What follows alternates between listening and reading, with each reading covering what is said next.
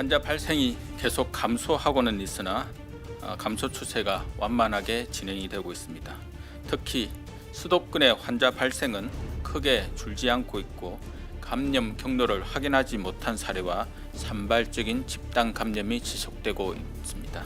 사람과의 접촉을 최대한도로 줄이는 노력을 계속하여 주시기를 당부드립니다.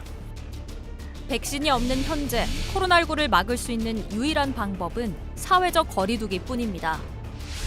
하지만 확진자는 격리 장소를 이탈해 도심을 활보하고 각종 모임을 통한 N차 감염이 확산되고 있습니다.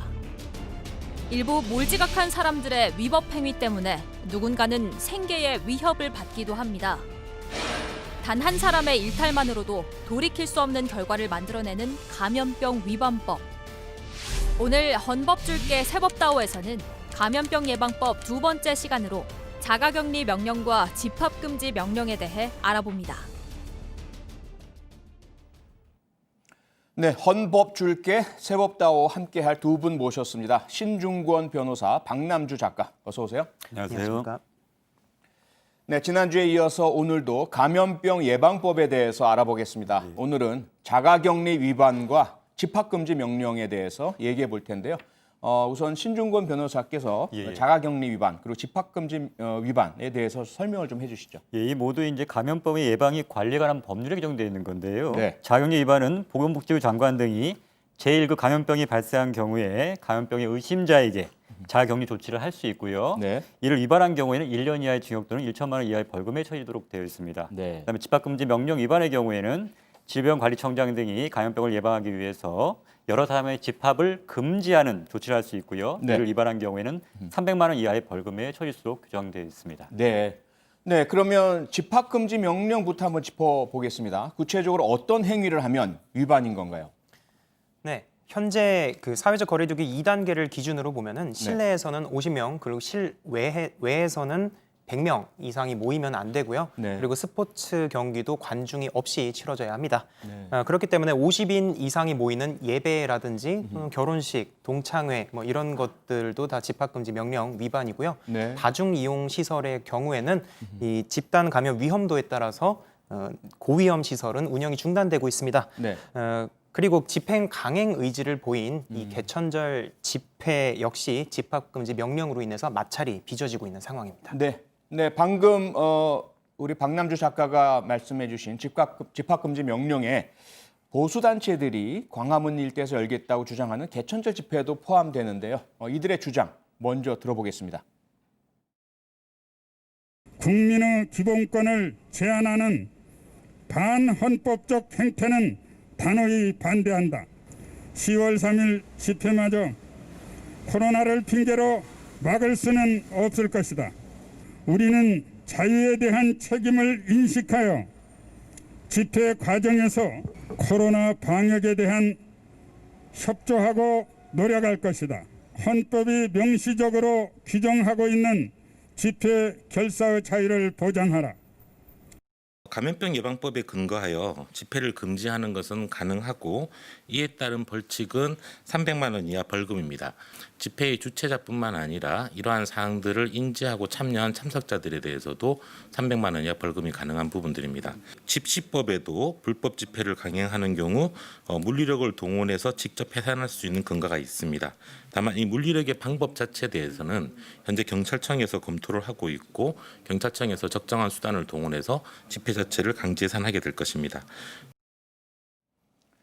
아니, 신 변호사, 물론 집회 결사의 자유가 헌법상 권리이긴 하지만 우리 헌법의 또 다른 규정에서는 공공의 안녕과 질서 유지를 위해서, 범죄 예방을 위해서 법률의 근거를 두고 제한할 수 있도록 되어 있지 않습니까? 예, 그렇습니다. 그리고 이 감염병 예방법 등에 의해서 제한이 되고 있는 거고요. 예, 그렇습니다. 근데 이게 감염병 예방 및 관리에 관한 법률에 따라 지난달 21일부터 서울 전역에서 10인 이상의 집회를 전면 금지하고 있거든요. 네. 이 명령을 근거로 사실 경찰도 집회 금지를 통과한 것으로 보여지고요. 예. 그래서 만약에 이에 따라 주최 측이 집회를 강행할 경우에는 네. 이제 불법 집회이기 때문에 강제산도 가능하다 이렇게 보고 있는 것 같습니다. 네.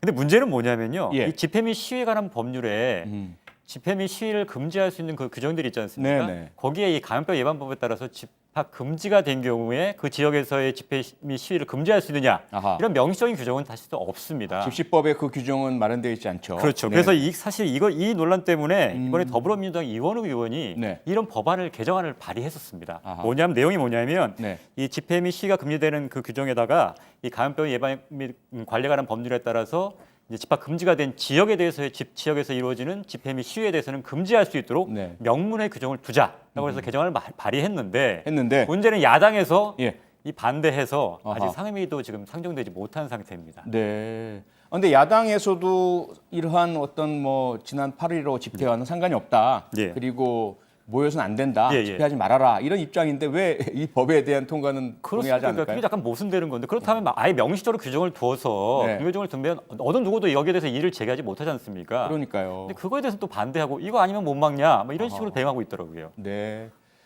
대규모 집회 외에도 집합금지 명령 위반 사례는 무척 많습니다. 관련 영상 먼저 보시겠습니다. 주일이니까 모여서 할까? 나라의 사랑인 걸 설정시키고 있는데 예배만 드리는 것뿐이에요. 예배에 대한 우리의 생명과 같은 그런 부분이기 때문에 그런 부분을 건드리고 누가 이 기자님들 목을 조르면 가만히 있을 사람이 어디 있겠습니까? 예, 여기 계신 분들은 판매원이세요? 아니면 직원분이세요? 참내원이요.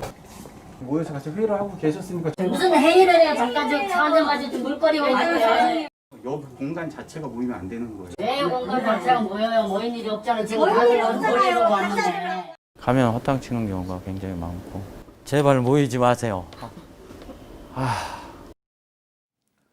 아니 박남주 작가, 우리 영상에서 본 것처럼 교회 대면 예배 또는 네. 방문 판매 업체에서의 회의 이런 집합금지 명령 위반 사례가 무척 많다고요.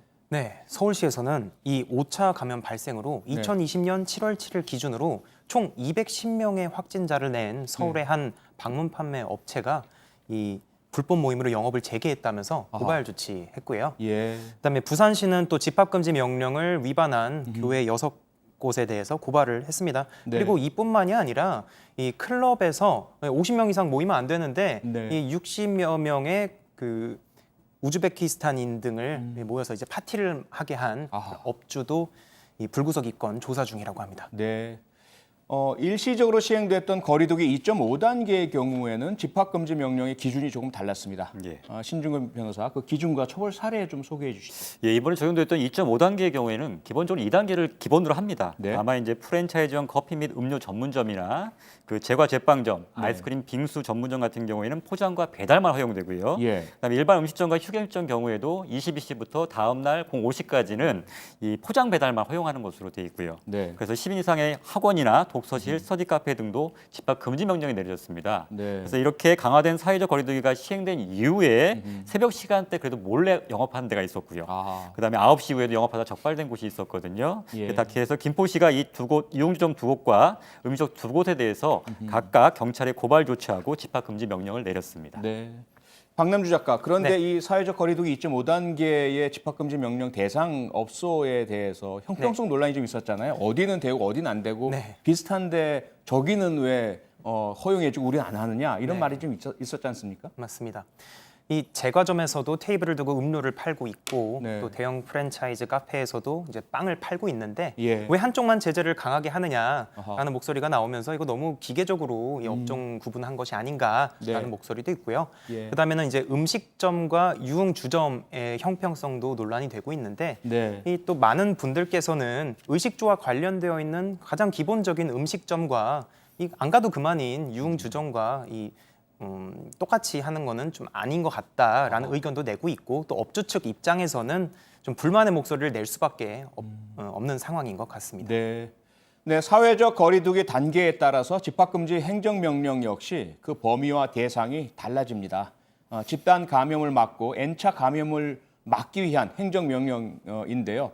박남주 기자, 그런데 국민들의 반응은 좀 엇갈린다고요? 네, 맞습니다. 아니 집에만 있지 집에서 그냥 혼술하지 왜 나가느냐라는 목소리도 있고요. 네. 또 자영업자 입장에서는 나 한 달 벌어서 월세 내고 사는데 너무 힘들다라는 목소리도 있기 때문에 예. 의견이 정말 많이 갈리고 있습니다. 아하. 오늘은 이제 제가 운영하는 유튜브가 아닌 네. JTBC 뉴스 등 기사에 실린 국민들의 목소리를 댓글로 한번 모아봤습니다. 함께 네. 보시죠. 네네.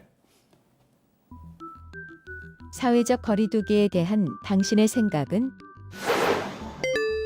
2주를 못 버티고 남들한테 민폐라니 집에서 혼술하면 되지. 교회 다니시는 분들, 방역수칙만 잘 지켜도 확산을 막을 수 있습니다.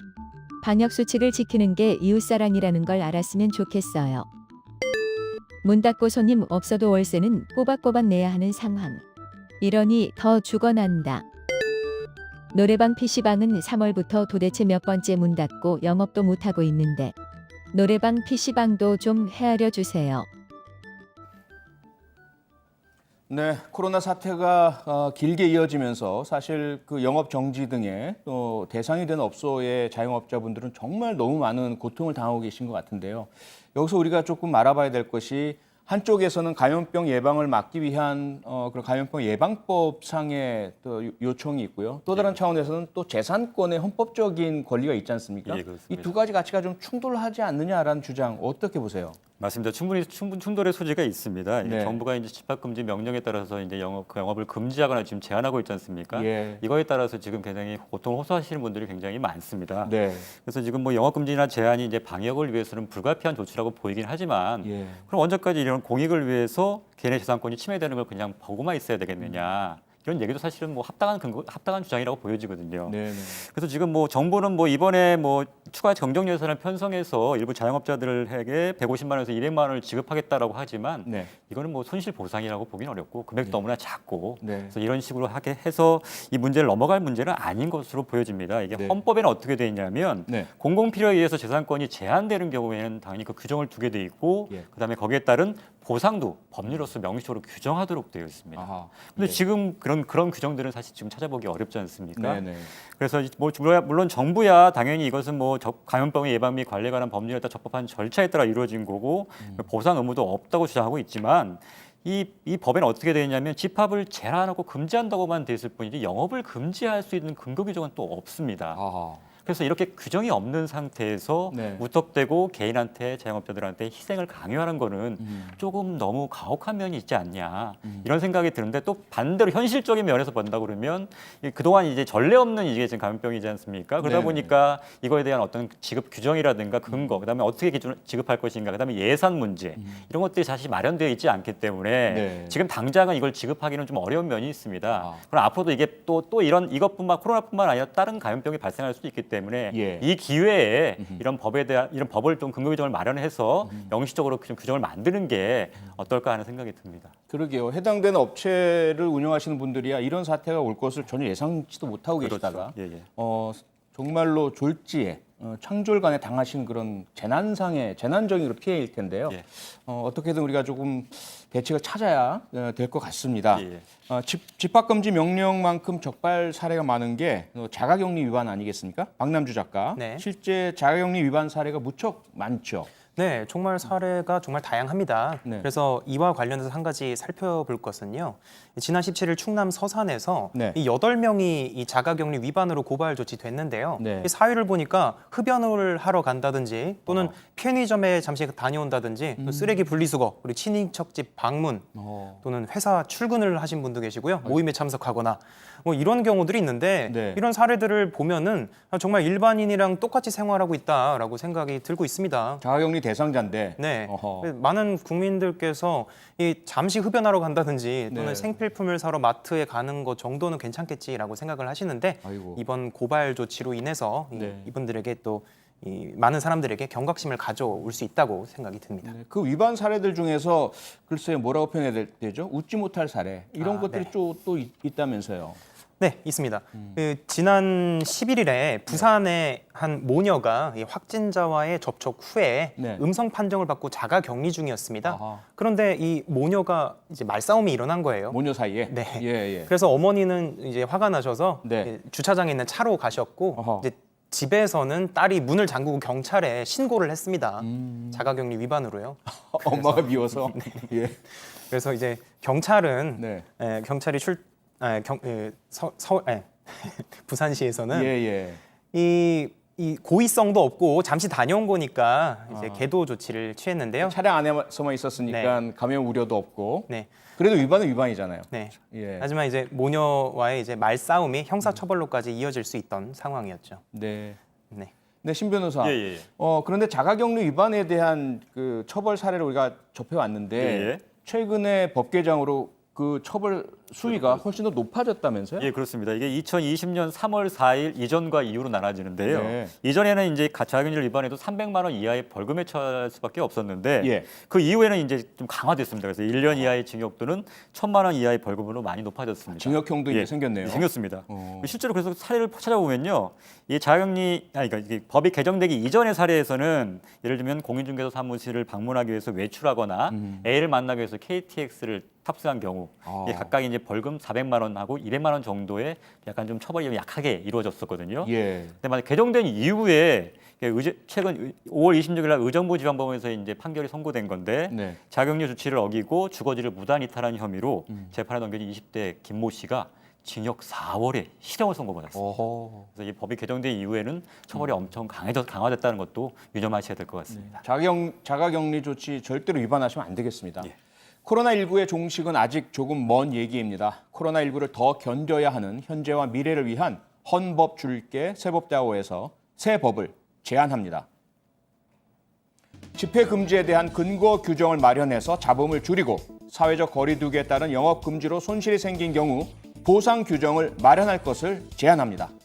네, 우리 신중권 변호사께서 조금 설명을 해주시죠. 예, 아까 앞서 좀 설명을 좀 드렸었는데요. 예. 그 집회 및 시위에 관한 법률에 따르면 이런 집합 금지 명령이 내려진 경우에도 이 집회 및 시위를 금지할 수 있다는 명문의 규정은 없습니다. 네. 그래서 이거를 논란이 좀 있기 때문에 아하. 이 부분을 명시적으로 제한되거나 금지되는 집회 및 시위에다가 이 규정, 그러니까 감염병 예방에 관한 법률 위반에 따라서 집합 금지 명령이 내려진 경우에는 이 집회 및 시위를 금지할 수 있다. 명시적인 규정이 필요하다고 보여지고요. 네. 또 한 가지는 이제 감염병의 예방 및 관리에 관한 법률에 따라서 영업 금지할 수 있다는 그 규정은 자체는 지금까지는 없습니다. 단순히 집합을 금지할 수 있는 명령밖에 근거 규정밖에 없기 때문에 네. 이 법에다가 명시적으로 영업 금지에 관한 규정을 마련하고요. 네. 그와 아울러 영업 금지가 당한 자영업자들에 대해서는 손실 보상을 할 수 있는 그 기준을 명시적으로 법에 규정하는 것이 필요하다. 이런 뜻에서 제안하는 바입니다. 네.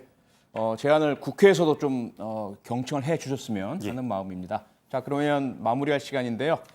감염병 예방에 대한 촌철살인 우리 박남주 작가부터 좀 주시죠. 네, 답답하지만 집에서 최대한 버티고 또 버팁시다. 네, 버티고 버팁시다. 네, 신유건 변호사. 예, 저는 뭉치면 죽고 흩어지면 산다. 아하. 이걸 하겠습니다. 네, 저는 이렇게 정리하겠습니다. 방역 수칙 함께 지키고 손해가 큰 이웃도 함께 살립시다. 헌법 줄게 세법다오는 여기까지입니다.